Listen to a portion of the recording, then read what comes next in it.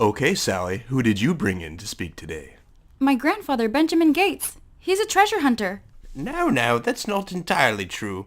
I'm more of a history hunter, but sometimes the hunt leads to treasures. What are you hunting now? Young man, I am glad you asked.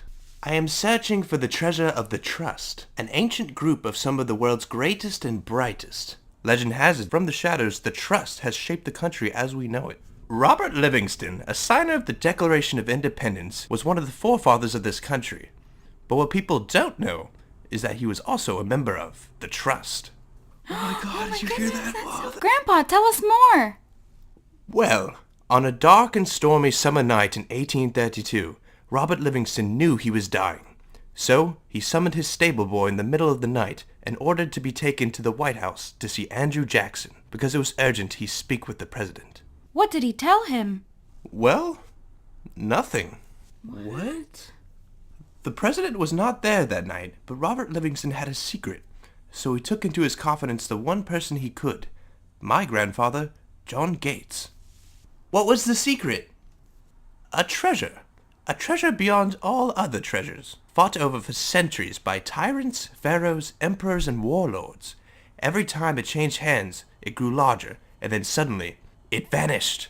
For the next 1,000 years, the legend of the treasure spread throughout the known world. Treasure hunters began to search high and low, each time only finding traces of it. The legend says that it was a group of knights who believed the treasure was too great for any person to have, not even a king. So, they secretly moved the treasure through Europe into England.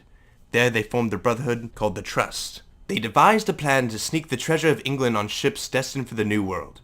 Under the guise of night, they loaded 3 ships and made one final pact, that their values and honor will help to shape the New World and protect the treasure at all costs. They had to make sure the treasure would never fall into the wrong hands, so they devised a series of challenging clues and maps to the location of the treasure. Do you have the maps?